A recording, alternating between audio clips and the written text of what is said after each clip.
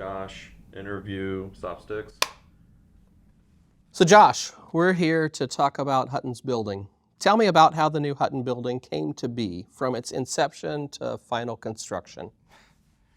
Sure.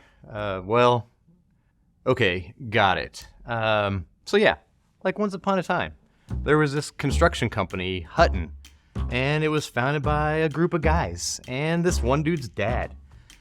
And his dad would say things like, build by day, bid by night. There were highs and there were lows, ups and downs. But eventually they were really successful and stuff. Building small buildings and building big buildings. And then one day, a long time ago, this dude's son comes up to me and says, what if we design and build a building for us? And then that way, we would have a better place to design and build more different buildings. And I said, whoa. Wait, how long ago was this? It probably wasn't that long ago, but it felt like it because we got busy and didn't start working on it for another year or two. So I said, whoa, that's a great idea. We're gonna need walls and stuff and maybe a plan. And he said, yes, that's why I brought this project to you. So that's what we did. We started talked about what we wanted this building to look like, where it would be, what it would mean. Does everyone get a bathroom? Who gets an office? The important stuff. And he was like, I just wanted to reflect our values. Okay, so you two talked, brainstormed, and finally landed on what you wanted this building to be or perhaps represent. So what happened next? Well, to make the invisible visible, you have to figure these things out. So I took it to this team of designers in a lab because building stuff takes designing. And I told them, this dude wants a building to reflect our values and it's gonna need some walls and stuff. One designer was like, I got this. So he started gathering up all the stuff. Wait, what? I came here to talk to you about how you designed and built the office of the future, and you started with stuff? Yeah. It was wild. And then he was like, now I gotta build the walls. And everyone was like, what are you gonna use for walls?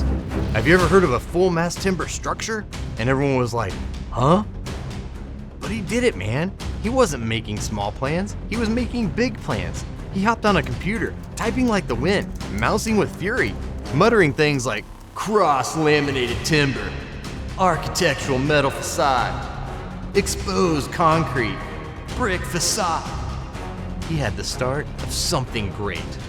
And before he hit print, one of the wise designers interrupted. I think the brick facade should face the old and the concrete face the new, like toward the river and stuff. So turn it this way. And the other designers said, huzzah! That's standing out and fitting in. So you drew up the plan and you're going to face it this way and not that way, and you're thinking about the neighborhood. So now it's time to build it. Then what? And we handed the plans to these dudes and said, build this. And they said, these are the most amazing plans we've ever seen. So they took the plans and started building. And they were like, let's show everyone what our craftsmen can do. The wind howled around them as they worked tirelessly day and night, driven by their pride in their craft and their desire to create something beautiful.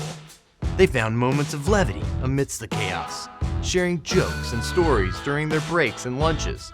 Hey, you gonna eat the rest of that sandwich? They knew that their work would be admired and appreciated for generations to come, a legacy that would outlive them all. Together we build. When the building was complete, it stood tall and proud in the city, a perfect reflection of Hutton's values.